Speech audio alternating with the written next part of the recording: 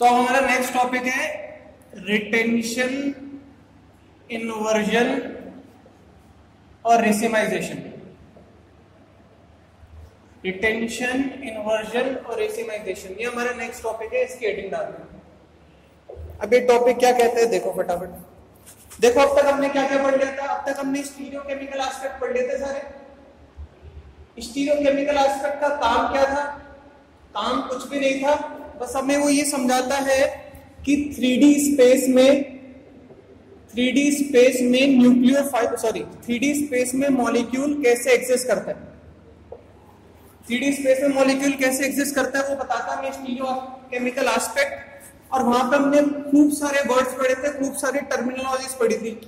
एक हमने यहां पढ़ा था क्या, पीपीएल पढ़ा था। एक हमने यहां क्या पढ़ा था, कायरल कार्बन या कायरलिटी। एक हमने पढ़ा था रेसिमिक मिक्सचर। एक पढ़ा था हमने क्या, एनैंशियोमेरिज्म। एक पढ़ा था हमने क्या, ऑप्टिकल एक्टिविटी। ऐसे करके हमने 5-6 टोटल फैक्ट्स पढ़े थे किसके बारे में, स्टीरियोकेमिकल एस्पेक्ट के बारे में। ठीक है, अब हम देखते हैं ये जो 3 इंपॉर्टेंट कीवर्ड है, 3 इंपॉर्टेंट कीवर्ड है बच्चों। देखो, रिटेंशन, इन्वर्जन और रेसिमाइजेशन। अब ये 3 इंपॉर्टेंट कीवर्ड क्या है देखना, बहुत इजी सा है। तीनों का मतलब समझना क्या है। देखो पहले हम समझते हैं क्या, रिटेंशन। अभी लग रहा होगा चैप्टर में कहां कहां आएंगे, अभी बताऊंगा, पहले इनका मतलब समझ लो। रिटेंशन वर्ड का मतलब क्या होता है, पता ही होगा। रिटेंशन वर्ड का मतलब होता है रिटेन करना।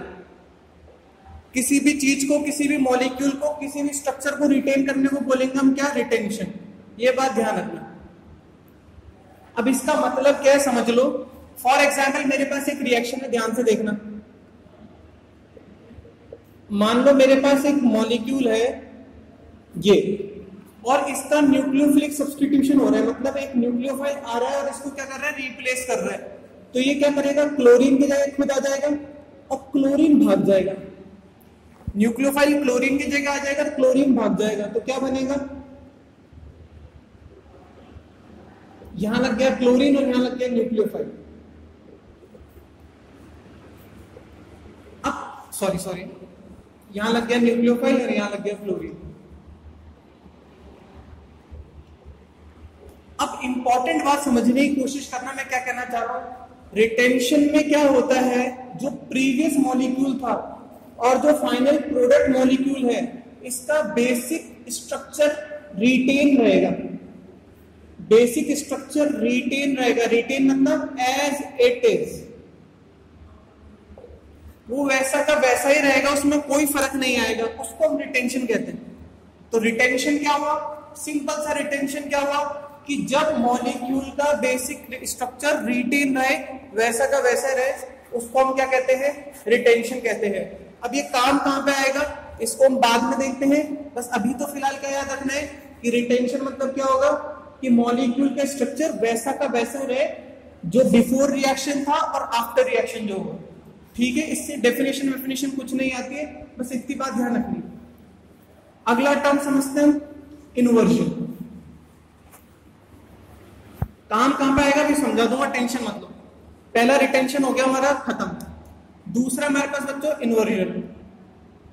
अब इन्वर्जन क्या होता है समझने की कोशिश करना। इन्वर्जन क्या होता है, अब देखो इन्वर्जन क्या होता है। इन्वर्जन समझाने के लिए पहले हमें समझना पड़ेगा वापस से SN2 रिएक्शन का मैकेनिज्म। SN2 रिएक्शन का मैकेनिज्म समझना पड़ेगा इन्वर्जन समझने के लिए।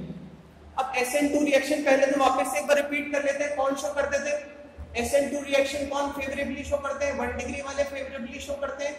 और सबसे कम कौन शो करते हैं, 3 डिग्री वाले शो करते हैं। 1 डिग्री वाले को हम क्या बोलते हैं, प्राइमरी। 2 डिग्री वाले को बोलते हैं सेकेंडरी, और 3 डिग्री वाले को टर्शियरी। अब ये प्रक्रिया होती कैसे, एक बार ये भी देख लेते हैं। मान लो हमने कोई प्राइमरी अल्काइल हैलाइड लिया, फॉर एग्जांपल ये लिया, इसको थोड़ा ढंग से बना लेते हैं। मान लो हमने कोई प्राइमरी अल्काइल हैलाइड लिया, फॉर एग्जांपल ये CH3Cl। अब इस पे कौन अटैक करेगा, न्यूक्लियोफाइल्स को अटैक करने की कोशिश करेगा। अब क्योंकि न्यूक्लियोफाइल के पास भी लोन पेयर है और क्लोरीन के पास भी लोन पेयर है, तो न्यूक्लियोफाइल सामने से तो अटैक कर नहीं सकता, सामने से तो कार्बन पे जुड़ नहीं सकता। तो अगर न्यूक्लियोफाइल को कार्बन पे जुड़ना पड़ेगा तो पीछे से जुड़ना पड़ेगा, इसको हम कहते हैं बैक साइड अटैक। तो न्यूक्लियोफाइल कैसा अटैक करेगा? बैक साइड अटैक करेगा, ठीक है। और फाइनल प्रोडक्ट क्या बनेगा? अब फाइनल प्रोडक्ट समझने की कोशिश करना। फाइनल प्रोडक्ट से पहले बनेगी ट्रांजिशन स्टेट, फाइनल प्रोडक्ट से पहले बनेगी ट्रांजिशन स्टेट। ट्रांजिशन स्टेट में क्या होगा? इस कार्बन से क्लोरीन की दूरियां बढ़ने लगेगी और इस न्यूक्लियोफाइल से नजदीकियां बढ़ने लगेगी। तो अब देखो फाइनली क्या होगा, इस कार्बन से न्यूक्लियोफाइल तो अट्रैक्ट करने की कोशिश करेगा, वेयर जो क्लोरीन है वो भागने की कोशिश करेगा, और ये दोनों एक साथ एग्जिस्ट करेंगे। मतलब जब ये इसकी तरफ आ रहा होगा साइमल्टेनियसली उससे दूर जा रहा होगा, और साथ ही साथ क्या होगा, ये तीन हाइड्रोजन अपने रिपल्शन को मिनिमाइज करने के लिए मैक्सिमम डिस्टेंस पे लग जाएंगे, मैक्सिमम डिस्टेंस पे लग जाएंगे। ये तीन हाइड्रोजन की मैक्सिमम डिस्टेंस ही होगी 120 डिग्री के एंगल, ठीक है। एंड फाइनली होगा क्या? फाइनली अगर आप नोटिस करोगे तो क्या होगा, यहां से तो कौन लग जाएगा? न्यूक्लियोफाइल, और कार्बन पे बाकी बचे हुए तीन कौन लग जाएंगे? हाइड्रोजन। ये अपना हो गया प्रोडक्ट। अब बच्चों अगर आप ध्यान से देखने की कोशिश करो, ये हमारा था रिएक्टेंट, ये आया था हमारे पास क्या? रिएक्टेंट, और ये हमारे पास है प्रोडक्ट। ये हमारे पास रिएक्टेंट है, ये हमारे पास प्रोडक्ट। ऑब्जर्व करो क्या देख पा रहे हो, इसकी कंप्लीटली मिरर इमेज बन गया प्रोडक्ट। यहां पे तीनों हाइड्रोजन लेफ्ट हैंड साइड पे थे और न्यूक्लियोफाइल मतलब क्लोरीन राइट हैंड साइड पे था, वेयरएज यहां पे न्यूक्लियोफाइल लेफ्ट हैंड साइड में और तीनों हाइड्रोजन राइट हैंड साइड में। किसी भी रिएक्शन में अगर ऐसा हो कि जो रिएक्टेंट और प्रोडक्ट है वो कंप्लीटली ऑपोजिट प्रोडक्ट बने, मतलब रिएक्टेंट का कंप्लीटली ऑपोजिट प्रोडक्ट बने, तो उस टाइप की रिएक्शन को हम कैसी रिएक्शन बोलेंगे? इन्वर्जन, ठीक। इन्वर्जन का मतलब क्या हुआ? इन्वर्जन मतलब क्या हुआ, जो रिएक्टेंट लिया था वहां पे हाइड्रोजन किस तरफ थे? लेफ्ट हैंड साइड थे, और प्रोडक्ट में हाइड्रोजन राइट हैंड साइड में है। ये जो पूरा का पूरा जो पूरा स्विच हो गया, पूरा का पूरा स्ट्रक्चर, उसको हम कहेंगे इन्वर्जन। अब हम समझ भी लेते हैं कि ऐसा इस वाली रिएक्शन में ऐसा क्यों हुआ। इस वाली रिएक्शन में ऐसा इसलिए हुआ क्योंकि न्यूक्लियोफाइल ने पीछे से अटैक किया है, और जब न्यूक्लियोफाइल पीछे से फाइनली इसमें जुड़ जाएगा तो हाइड्रोजन को मॉलिक्यूल की स्टेबिलिटी बढ़ाने के चक्कर में अपनी पोजीशन यहां से छोड़ के यहां जाना पड़ेगा, क्योंकि हाइड्रोजन तो एक छोटा एटम है, उसकी न्यूक्लियोफाइल के सामने क्या चलेगी। तो हाइड्रोजन वैसे नहीं बोलेगा कि आपके हिसाब से क्या ऐसा स्ट्रक्चर नहीं हो सकता कि कार्बन यहाँ है, न्यूक्लियोफाइल यहाँ है, और एक हाइड्रोजन, दो हाइड्रोजन, तीन हाइड्रोजन। ये प्रैक्टिकली पॉसिबल नहीं है, ये प्रैक्टिकली पॉसिबल नहीं है, क्योंकि मॉलिक्यूल कंप्लीटली अनस्टेबल हो जाएगा। अब न्यूक्लियोफाइल की तो चलेगी नहीं कार्बन के सामने, सॉरी हाइड्रोजन की, तो हाइड्रोजन क्या होंगे? किस तरफ चल जाएंगे? उस तरफ चल जाएंगे। यहां तक क्लियर? Inversion clear? चलो, तो इन्वर्जन हमने क्या नोटिस किया? इन्वर्जन कौन शो करते हैं? इन्वर्जन शो करते हैं SN2 रिएक्शन। तो सिर्फ SN2 रिएक्शन का मैकेनिज्म लिखना था, और हम ये समझ गए कि इन्वर्जन कौन शो करते हैं? SN2 रिएक्शन वाली। तो हमने पहली बात समझ ली थी रिटेंशन। रिटेंशन में क्या हुआ था? मॉलिक्यूल वैसा का वैसा ही रहेगा, और इन्वर्जन में क्या होगा? इन्वर्जन कौन शो करेगा? SN2 reaction. SN2 reaction show करेगी। इसमें क्या होगा? मॉलिक्यूल पूरा का पूरा पलट जाएगा। अब हम आते हैं तीसरी टाइप के टर्म में। या तीसरा टर्म जो दे रखा अपने बोर्ड पे, वो है रेसिमाइजेशन। हमने कल भी पढ़ा था, पिछले वाले वीडियोस में पढ़ा था, रेसिमिक मिक्सचर क्या होता है, उसी से लेना देना है इस टर्म का। तो तीसरा टर्म हम डायरेक्टली लिखते हैं रेसिमाइजेशन क्या होता है। तो देखो फटाफट,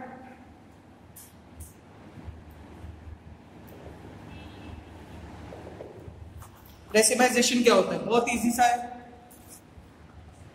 पहली बात तो समझने की कोशिश करना, रेसिमाइजेशन शो कौन करते हैं? रेसिमाइजेशन शो करते हैं SN1 रिएक्शन वाले। तो SN1 रिएक्शन जो भी रिएक्शन SN1 रिएक्शन होती है वो रेसिमाइजेशन शो करती है। अब रेसिमाइजेशन होता क्या, पहले तो हम ये देखते हैं। देखो, इसको समझने के लिए हमें SN1 रिएक्शन समझनी पड़ेगी वापस से। SN1 क्या था याद करो? 3 डिग्री सबसे ज्यादा शो करते हैं, फिर 2 डिग्री और फिर 1 डिग्री। तो मान लो मैंने कोई 3 डिग्री कंपाउंड ले लिया, फॉर एग्जाम्पल ये टर्शियरी ब्यूटाइल क्लोराइड।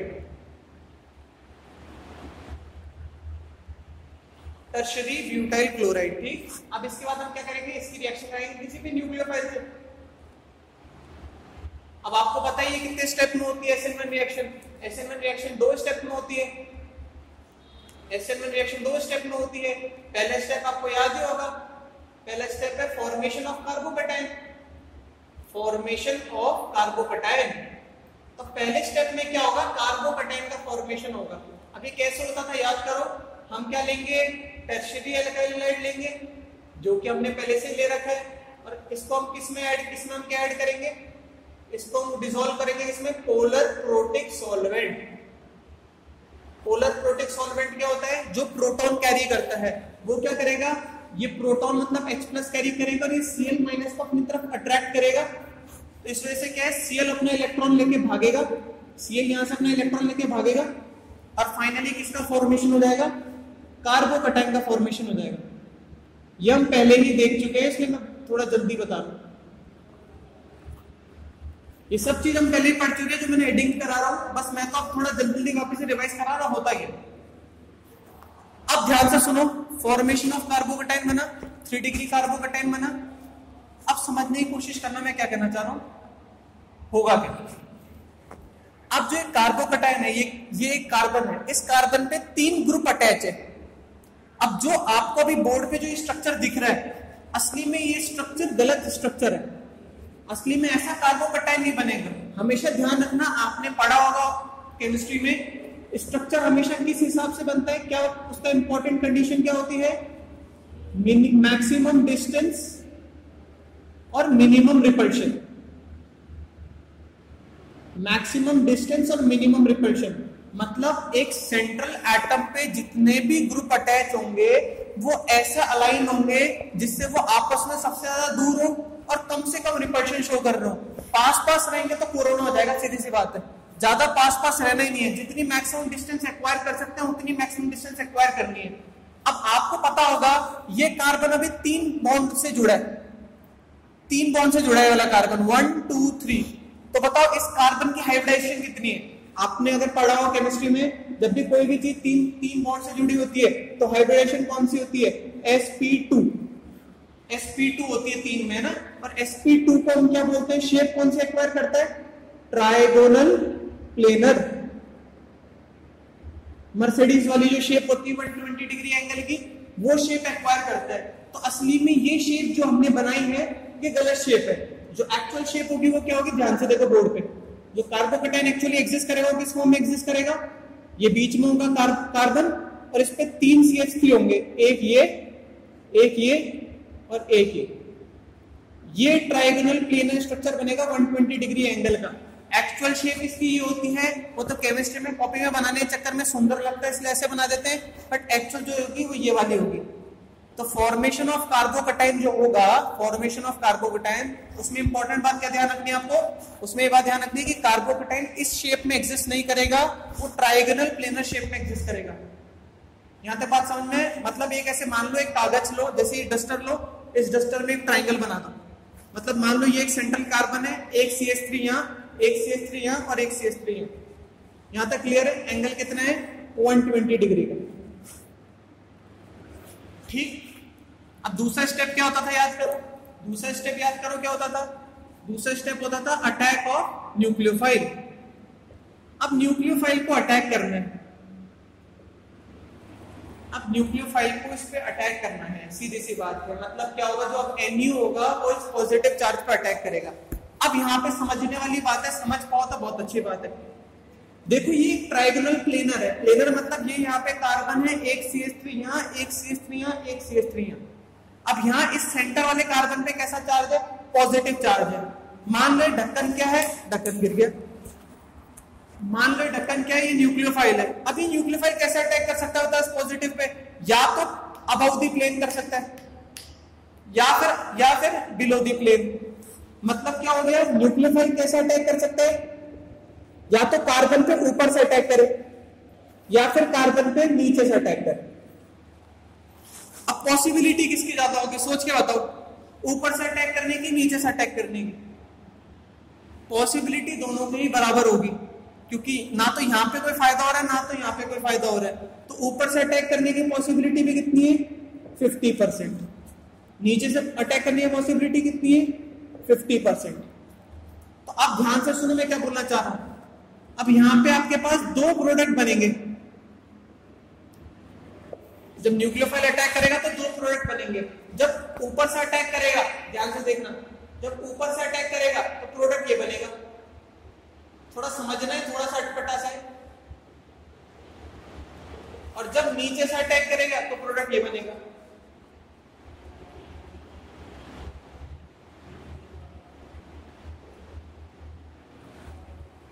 आप बोले दोनों में तो सेम ही प्रोडक्ट है, पर समझने की कोशिश करो। जब ऊपर से अटैक कर रहा है, ध्यान लगाना, जब ऊपर से अटैक कर रहा है तो न्यूक्लियोफाइल को मैंने राइट पे लिख दिया। ऐसा नहीं कि राइट पे लिखना है, आप लेफ्ट में भी लिख सकते हो। बस अगर एक ऊपर वाला है तो नीचे वाला कंप्लीटली उल्टा होगा। मतलब अगर मैंने ऊपर से अटैक वाले को राइट में लिखा है तो नीचे से अटैक पे लिखने वाले को मेरे को लेफ्ट पे लिखना पड़ेगा। अब आप कैसे समझाऊं मैं आपको? देखो, यहां बीच में कार्बन था, यहां CH3 था, यहां CH3 था, यहां CH3 था। न्यूक्लियोफाइल आया, मान लो इसके 100 मॉलिक्यूल है, इसके 100 मॉलिक्यूल हैं और 100 न्यूक्लियोफाइल आए, तो 50 न्यूक्लियोफाइल तो क्या करेंगे? इस कार्बन पे ऐसे धड़ाम से यहां से अटैक करेंगे और 50 कहां से अटैक करेंगे? पीछे से अटैक करेंगे। दोनों पॉसिबिलिटी है। कार्बन तो दोनों तरफ से पॉजिटिव है, तो सामने से भी अटैक करेंगे, पीछे से भी अटैक करेंगे। तो 50 मॉलिक्यूल तो इस साइड वाले बनेंगे, जिसमें क्या होगा? CH3 होगा यहां और न्यूक्लियोफाइल होगा यहां। और 50 मॉलिक्यूल क्या बनेंगे? जिसमें CH3 होगा यहां और न्यूक्लियोफाइल होगा यहां। तो यही अब आप ये मत समझना कि ये मैंने इसको ऐसे ट्राइंगल फॉर्म में क्यों नहीं दिखाया, क्योंकि अब बॉन्ड 4 हो चुके हैं, तो स्टेबिलिटी के अकॉर्डिंगली वो कितने एंगल पे आ जाएंगे? 90 डिग्री पे आ जाएंगे। तो एक तरफ तो न्यूक्लियोफाइल राइट में बनेगा और एक तरफ न्यूक्लियोफाइल लेफ्ट में बनेगा। बस इतनी सी बात है। तो उसमें दो प्रोडक्ट बनेंगे, एक तरफ राइट में और एक तरफ लेफ्ट में। और मैंने आपको कल ही बताया था, याद करो अगर आपको याद आ रहा हो तो। मैंने आपको कल बताया था, अगर आपको याद आ रहा हो, कि अगर मान लो मैंने इस मॉलिक्यूल को, मानना है बस, इस मॉलिक्यूल को मैंने अगर डेक्स्ट्रो बोल दिया, अगर इस मॉलिक्यूल को मैंने डेक्स्ट्रो बोल दिया, तो इसकी मिरर इमेज को क्या बोलना पड़ेगा? लेवो। इसकी मिरर इमेज को क्या बोलना पड़ेगा? लेवो। लेवो क्यों बोलना पड़ेगा? क्योंकि इसकी कंप्लीटली ऑपोजिट है। क्योंकि देखो मेरी बात समझने की कोशिश करो, मान लो हमने प्लेन पोलराइज्ड लाइट ऐसी है, अगर वो 15 डिग्री राइट में रोटेट हुई तो कुछ ऐसी बनेगी, 15 डिग्री अगर लेफ्ट में रोटेट हुई तो कुछ ऐसी बनेगी। अब आप समझो, मान लो ये लाइन नंबर 1 और ये लाइन नंबर 2 है, क्या लाइन नंबर 1 और लाइन नंबर 2 एक दूसरे की मिरर इमेज ही तो है? देखो, इसका मिरर में देखोगे तो ये तो बनेगा, तो कंप्लीटली रिवर्सल है इसका। तो ये बात समझने की कोशिश करना है क्या, कि हम जब भी डेक्स्ट्रो का मिरर इमेज बनाएंगे तो क्या बनेगा? एक ऑप्टिकली एक्टिव लेवो बनेगा। मतलब ये क्या बना? अगर मैंने इसको डेक्स्ट्रो मान लिया तो ये क्या बना? लेवो। और अगर मैंने इसको डेक्स्ट्रो मान लिया तो ये क्या बना? लेवो। थोड़ा सा कंफ्यूजिंग है, बट बार बार सुनोगे तो याद हो जाएगा। तब हुआ क्या? वापस एक बार बोलता हूं मैं, कि हमने 100 मॉलिक्यूल लिए थे किसके? कार्बोकेटाइन के। 100 मॉलिक्यूल लिए थे न्यूक्लियोफाइल के। 50 न्यूक्लियोफाइल ऊपर से अटैक करेंगे, 50 न्यूक्लियोफाइल नीचे से अटैक करेंगे। मतलब 50 बनेंगे डेक्स्ट्रो और 50 बनेंगे लेवो। अब मैंने आपको कल ही बताया था, जब 50 डेक्स्ट्रो बनते हैं और 50 लेवो बनते हैं, जब 50 डेक्स्ट्रो बनते हैं और 50 लेवो बनते हैं, तो जो मिक्सचर होता है वो क्या कहलाता है? Racemic mixture. वो मिक्सचर कहलाता है रेसिमिक मिक्सचर। और ऑप्टिकली एक्टिव का मतलब क्या होता है? जो लाइट में घूम सके, जो लाइट में घूम सके। अब मेरे को एक बात बताओ, जो ये मिक्सचर बना है, क्या ये लाइट में घूम पाएगा? ये लाइट में नहीं घूम पाएगा, ये ऑप्टिकली इनएक्टिव होगा। अभी लाइट में क्यों नहीं घूम पाएगा? क्यों? क्योंकि 50 वाले तो राइट की तरफ धकेल रहे और 50 वाले लेफ्ट की तरफ धकेल रहे। मान लो आपको 50 लोग तो राइट में खींच रहे और 50 लोग लेफ्ट में खींच रहे, तो ओवरऑल आपको नेट फोर्स 0 लग रहा होगा। सिमिलरली यही बात समझने की कोशिश करना, इस मॉलिक्यूल को भी हम क्या बोलेंगे? ये ऑप्टिकली इनएक्टिव है, क्योंकि ये रेसिमिक मिक्सचर फॉर्म कर रहा है। इसमें 50% डेक्स्ट्रो है, 50% लेवो है। ठीक, अब एक बार मैं आपको तीनों फाइनली वापस से रिपीट करा देता हूं। तीनों में हमने क्या क्या देखा? थोड़ा सा कंफ्यूजिंग है, बट कोई बात नहीं, कॉम्प्लिकेटेड है, कर लोगे आप। एक बार वापस से देखते हैं क्या हुआ। पहला हमने देखा था क्या, रिटेंशन। रिटेंशन का मतलब क्या होता है, रिएक्शन करने के बाद भी जो रिएक्टेंट है और जो प्रोडक्ट है उनके स्ट्रक्चर में कुछ भी फर्क ना आए, वो वैसा का वैसा स्ट्रक्चर वापस से रिटेन करे, तो वो होगा रिटेंशन। मतलब जो जहां था वो वहां का वही है, उसमें कोई फर्क नहीं आया, तो होगा रिटेंशन। दूसरा हमने क्या पढ़ा था बच्चों, दूसरा पढ़ा था हमने इन्वर्जन। इन्वर्जन हमने नोटिस किया था किसमें होता है, SN2 रिएक्शन में होता है। SN2 रिएक्शन में होता है। इन्वर्जन में खास बात क्या है, अगर मैंने रिएक्टेंट मॉलिक्यूल में हाइड्रोजन लेफ्ट हैंड साइड लिए तो जो फाइनल प्रोडक्ट बनेगा न्यूक्लियोफाइल के अटैक के बाद, तो हाइड्रोजन कहां जाएंगे, राइट हैंड साइड आ जाएंगे कंप्लीटली। अब तीसरा जो हमने देखा, तीसरा वो है था रेसिमाइजेशन। रेसिमाइजेशन में क्या होगा, जब हमारा कार्बोकैटायन बनेगा तो हमारा जो कार्बोकैटायन है वो sp2 हाइब्रिडाइज्ड कार्बोकैटायन बनेगा, sp2 हाइब्रिडाइज्ड कार्बोकैटायन बनेगा। अब इस पे न्यूक्लियोफाइल का अटैक होने की पॉसिबिलिटी 50-50% है। न्यूक्लियोफाइल ऊपर से भी अटैक कर सकता है और न्यूक्लियोफाइल नीचे से भी अटैक कर सकता है। 50% पॉसिबिलिटी ऊपर से अटैक करने की, 50% पॉसिबिलिटी नीचे से अटैक करने की। मतलब 50% जो प्रोडक्ट बनेगा वो डेक्स्ट्रो रोटेशन वाला बनेगा और 50% जो प्रोडक्ट बनेगा वो लेवो रोटेशन वाला बनेगा। लेवो मतलब कंप्लीट रिवर्सल ऑफ डेक्स्ट्रो, तो डेक्स्ट्रो का कंप्लीटली रिवर्सल होगा लेवो। अगर मैंने इसका नाम डेक्स्ट्रो काढ़ा तो इसका नाम लेवो काढ़ना पड़ेगा। अब दोनों ही 50-50% है, तो फाइनली जो मिक्सचर होगा वो ऑप्टिकली इनएक्टिव होगा और साथ ही साथ उसी मिक्सचर को हम बोलेंगे रेसिमिक मिक्सचर। ये पूरी की पूरी बात है किसकी, रिटेंशन, इन्वर्जन और रेसिमाइजेशन में। अब आपको काम की बात क्या याद रखनी है इसमें, आपको बस इतना बात याद रखना है कि SN1 रिएक्शन कौन से टाइप के अरेंजमेंट को फॉलो करता है। SN1 में क्या होता है, रेसिमाइजेशन। कैसे होता है ये आपको पता होना चाहिए। SN2 रिएक्शन कौन से टाइप के अरेंजमेंट को फॉलो करता है, इन्वर्जन। कैसे फॉलो करता है ये आपको पता होना चाहिए। ये थी काम की बात जो आपको समझ में आ गई होगी। अब इसमें एक दो चीजें और देख लेते हैं।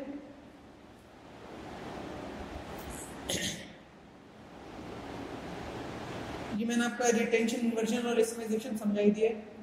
हाँ, अब एक डिफरेंस कर लेते हैं। वैसे ये पहले ही कर लेना चाहिए था हमें, बट एक बार वापस कर लेते हैं। डिफरेंस बिटवीन SN1 और SN2, आपका क्विक रिवीजन हो जाएगा। Difference between SN1 and SN2।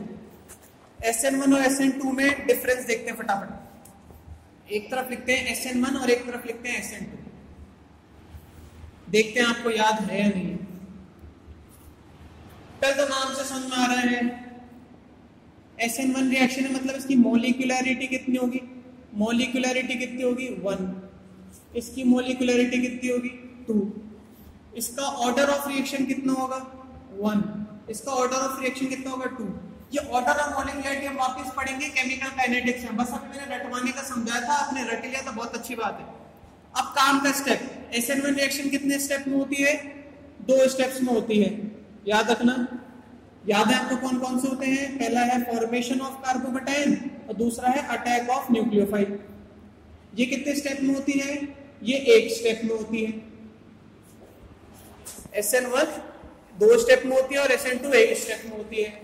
अगला, ये कौन से अल्काइल लाइट शो करते हैं, ये टर्शियरी अल्काइल लाइट 3 डिग्री वाले शो करते हैं। टर्शियरी 3 डिग्री या फिर टर्शियरी, दोनों का नाम एक ही है। और ये कौन प्रेफरेबली शो करते हैं, 1 डिग्री वाले या फिर प्राइमरी। अगला, सोच के बताना, कार्बोकैटायन किस में फॉर्म होता है, SN1 में। तो कार्बोकैटायन इसमें फॉर्म होता है और इसमें नहीं होता। अगला, ट्रांजिशन स्टेट, बीच की अवस्था, ट्रांजिशन स्टेट इसमें फॉलो होती है, इसमें बनती है, नहीं बनती, इसमें बनती है, बनती है। बस यही है और तो कुछ है नहीं। आई होप ये तो आपको याद हो ही गया होगा। ठीक है, तो यहाँ SN1 SN2 खत्म हो गया। अब नेक्स्ट वीडियो में हम देखेंगे क्या, न्यूक्लियोफिलिक सब्स्टिट्यूशन रिएक्शंस, कि कौन कौन सी रिएक्शंस है जो हमें रटनी है और कौन कौन सी रिएक्शन शो करता है। अब यहाँ पे असली केमिस्ट्री आएगी। अब तक तो हम सब मैकेनिज्म समझ रहे थे, अब हम समझेंगे रिएक्शन की अमोनिया के साथ क्या रिएक्शन होगी, ठीक है, सारी रिएक्शंस पढ़ेंगे, ठीक है। चलिए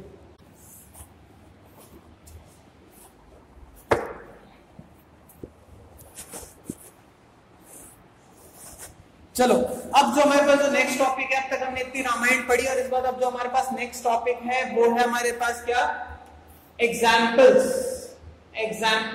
of nucleophilic substitution reaction. SN मतलब न्यूक्लियोफिलिक सब्स्टिट्यूशन। तो अब जितने भी न्यूक्लियोफिलिक सब्स्टिट्यूशन है, मतलब चाहे वो SN1 हो चाहे वो SN2 हो, ये कैसी कैसी रिएक्शन शो करते हैं, हमें सीधी सीधी सी बात समझिए।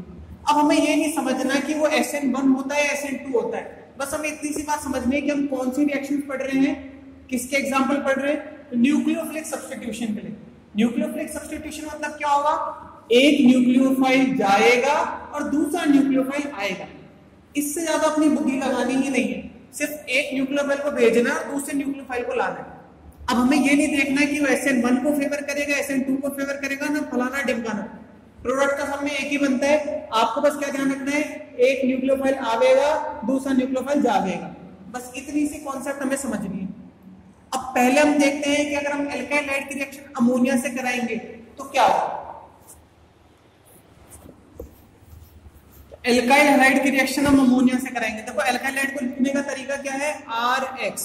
एल्काइल हाइड होता है RX, तो एल्काइल हाइड मतलब आप जानते हो RX क्यों लिखते हैं, R मतलब होता है कार्बन चेन, CH3 C2H5 ये R को रिप्रेजेंट करता है, और X होता है आपका hydrogen, fluorine chlorine bromine iodine.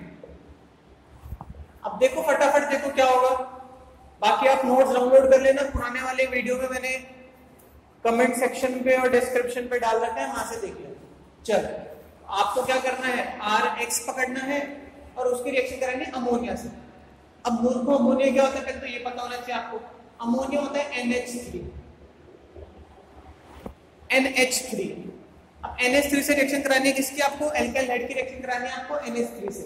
अब आप कैसे कराओगे, देखो फटाफट देखो, ऐसे करके लिखेंगे हम इसको, NH3 को ऐसे करके लिखेंगे, बुरा मत मानना। ऐसे करके क्यों लिखा, क्योंकि इसमें ये वाला पार्ट है, ये न्यूक्लियोफाइल है, क्योंकि लोन पेयर कंटेन कौन करता है, नाइट्रोजन कंटेन करता है। मैं वापस बताता हूँ न्यूक्लियोफाइल होता कौन है, पहले तो ये बताता हूँ, आप लोगों को यही नहीं पता होगा कुछ को, तो न्यूक्लियोफाइल होता क्या है। न्यूक्लियोफाइल वो स्पीशी होती है जो क्या कंटेन करती है, लोन पेयर कैरी करती है, वो होता है न्यूक्लियोफाइल। सीधी सी बात है, जो स्पीशी लोन पेयर कैरी करती है वो न्यूक्लियोफाइल होती है, ठीक है। अब हम देखते हैं आगे, तो हमने लिया RX, अमोनिया को मैंने लिख दिया HNH2 करके। अब यहाँ ऐसा मैं सब कुछ लिखूंगा नहीं, मैं इसमें सीधा सीधा लिखूंगा HNH2, असली में है क्या ये NH3 है, देखो NH3 होगा क्या, कुछ नहीं होगा, HX निकल जाएगा, ये X गया NH2 आ गया, तो RNH2 प्लस HX, सीधा सा सीधा सही है, RNH2 प्लस HX, ठीक है, ये बन गया आपके पास। और ये जो फंक्शनल ग्रुप बना, अगर आपको याद हो, अपने ऑर्गेनिक याद करो, मैंने पढ़ा रखा है, ये क्या होता है, ये फंक्शनल ग्रुप होता है अमाइन। तो अमाइन का फॉर्मेशन हो गया, ठीक है। टेम्परेचर कितना होता है, 373 केल्विन, 373 केल्विन। तो ये हो गया आपकी पहली रिएक्शन। अब इसी रिएक्शन में थोड़ी फेरबदल भी कर सकते हैं अपन। क्या फेरबदल क्या करेंगे, when ammonia NH3 is taken in excess, when ammonia is taken in excess, या तो हम क्या कर सकते हैं, इसको लिमिटेड ले ले, इसको अनलिमिटेड ले ले, या तो हम क्या कर सकते हैं, when RX मतलब इसको अनलिमिटेड ले लेना, इसको लिमिटेड ले लेना, RX is taken in excess। RX मतलब या तो हम क्या करें, एल्काइल हैलाइड को एक्सेस में ले लें, इसको लिमिटेड ले लें अमोनिया को, या फिर हम क्या करें, अमोनिया को एक्सेस में ले लें, RX को लिमिटेड ले लें। अब दोनों में से क्या होगा, फटाफट देखते हैं। अब देखो पहला हम देखते हैं, अगर मैंने RX को एक्सेस में ले लिया, अब देखो सीधा सा बात है, समझने की कोशिश करना, इससे दिखेगा नहीं।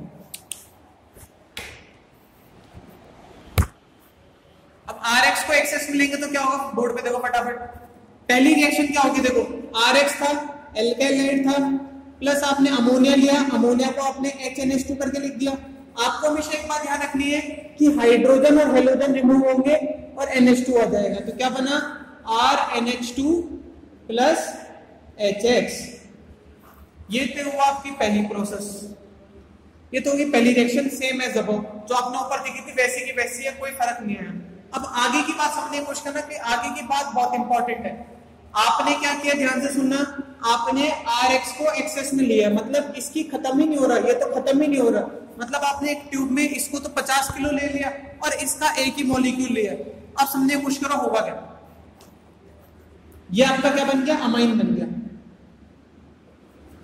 अब RX वापिस से रिएक्शन को तैयार है, बट अब अमोनिया तो बचा ही नहीं, अमोनिया तो खत्म हो चुका है, तो RX अब किसके साथ रिएक्शन कर लेगा, RNH2 के साथ रिएक्शन कर लेगा। अब आप सोचोगे RNH2 के साथ कैसे रिएक्शन कर ली, बेटा ये टेस्ट ट्यूब में ये भी तो पड़ा होगा। अब समझने की कोशिश करो मैं क्या कहना चाह रहा हूं। मान लो ये टेस्ट ट्यूब, इस टेस्ट ट्यूब में मान लो खूब सारा क्या पड़ा है, एल्काइल हैलाइड RX, आपने थोड़ा सा क्या डाला, NH2 NH3 अमोनियम, इन दोनों ने रिएक्शन करी तो क्या बन गया, RNH2, ये तो खत्म हो गया, और अब क्या बन गया, RNH2।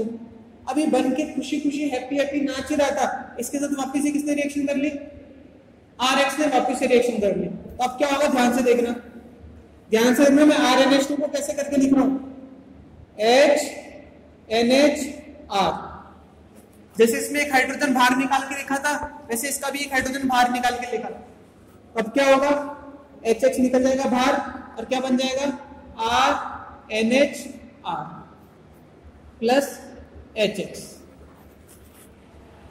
अब इसके बाद क्या होगा, एल्काइल हाइड की कमी नहीं है, तो फिर क्या होगा, RX वापिस से रिएक्शन करेगा किससे, ध्यान से देखना मैं कैसे लिख रहा हूं,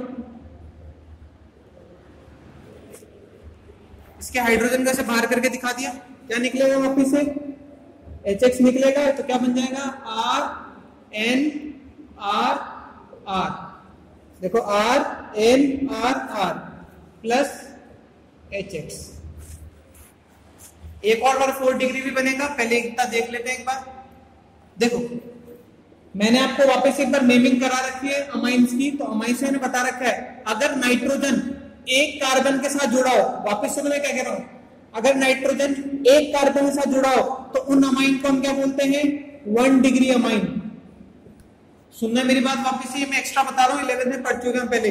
अगर नाइट्रोजन एक कार्बन के साथ जुड़ा हो तो वो कैसे अमाइन कहलाया जाएगा, 1 डिग्री अमाइन। नाइट्रोजन में थोड़ी गड़बड़ होती है, ध्यान रखना।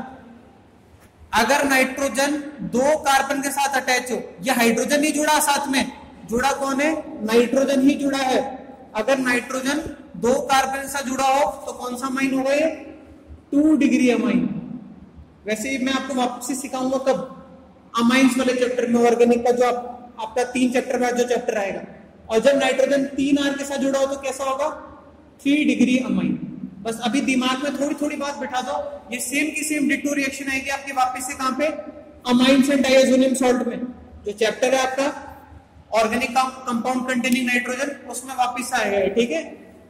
बस आपको क्या ध्यान रखनी है, अगर मैं RX को एक्सेस में ले लूंगा तो रिएक्शन होती रहेगी होती रहेगी होती रहेगी होती रहेगी, ठीक है। चलो, और अगर मैंने NH3 को एक्सेस में ले लिया तो क्या होगा, NH3 को एक्सेस में ले लिया तो क्या होगा, बोर्ड पे देखो, RX पहली स्टेप तो वही होगी जो ये वाली सेम, पहला तो क्या होगा, HX निकला और RNH2 बन गया। और दूसरे में क्या होगा, तो दूसरा क्या होगा, दूसरा कुछ हो ही नहीं सकता। दूसरा क्यों नहीं हो सकता, सोच के बताओ। NH3 तो खूब सारे आपके पास, देखो हो क्या रहा था, ध्यान से देखो, RX से तो निकल रहा था कौन, हेलोजन, और अमोनिया वाले डेरिवेटिव से क्या निकल रहा था, हाइड्रोजन। मेरे को बताओ NH3 ज्यादा होगा तो यहां से अपने को क्या मिल जाएगा, फूटेगा हाइड्रोजन, बट क्या मेरे को यहां से हेलोजन मिलेगा, हेलोजन नहीं मिलेगा।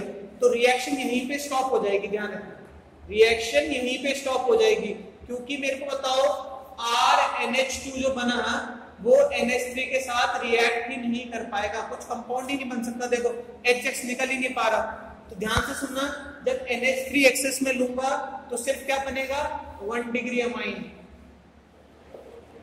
और जब आर एक्स एक्सेस में लूंगा तो क्या बनेगा 1 डिग्री 2 डिग्री 3 डिग्री अमाइन का मिक्सचर।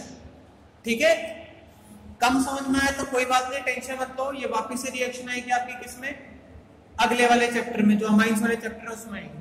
तो अमोनिया के साथ आपकी रिएक्शन हो चुकी है यहीं पे कंप्लीट। ठीक है, कुछ भी याद नहीं हो रहा है, सब कुछ मुश्किल लग रहा है, तो एटलीस्ट इतना तो याद रखो जो मैंने अब बोर्ड पे मिटा के लिखा है कि अमोनिया के साथ कैसी रिएक्शन होगी, HX निकलेगा, अमोनिया जुड़ जाएगा। तो ये पहली रिएक्शन हो गई आपकी समाप्त। अब हम आते हैं दूसरी रिएक्शन पे।